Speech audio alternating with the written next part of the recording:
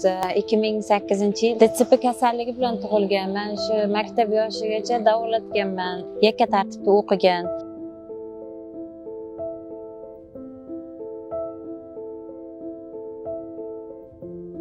Buning oqibatida Xiva xonligi mashaqqatli mehnati evaziga o'zlashtirildi.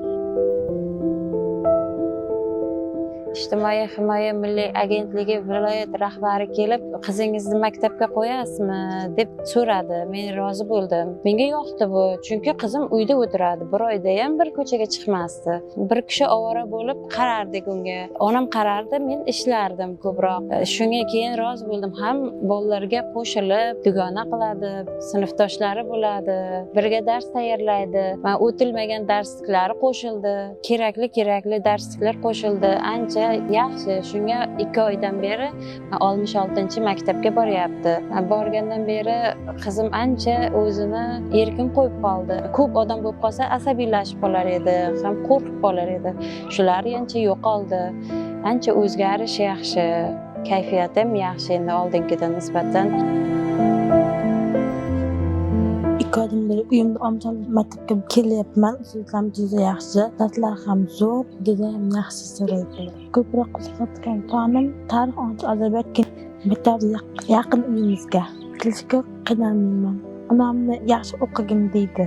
Kelajakda jurnalist bo'lmoqchiman. Bu uchun yaxshi o'qishim kerak. Men ona sifatida ayta olamanki, nogiron bo'lsa ham, qanday bo'lishidan qat'iy nazar maktabga ta'lim olgani yaxshiroq. Bolaga qo'shilsa, o'zlariga kerakli energiyani oladi bolalardan. Men shu narsa tarafdoriman. Uyda qolsa yolg'iz bo'lib, iqtidorini ham chiqara olmaydi, birovga gapira olmaydi ham. Ko'proq odam bo'lsa, o'zida bor narsani chiqarib bera olmay qoladi.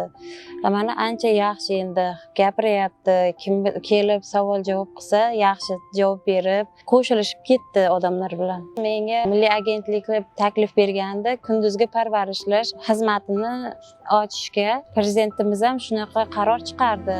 Xursand bo'ldim. Menga ham ancha imkoniyatlar yaratilyapti. Kunduzgi parvarishlashga moslashtirib divanlar, shkaflar, o'yinchoqlar ham olib kelingan. 4 ta bola topdim hozir. Yaqinda ochish arafasidaman. Undan tashqari uyda tikuvchilik ham qilaman.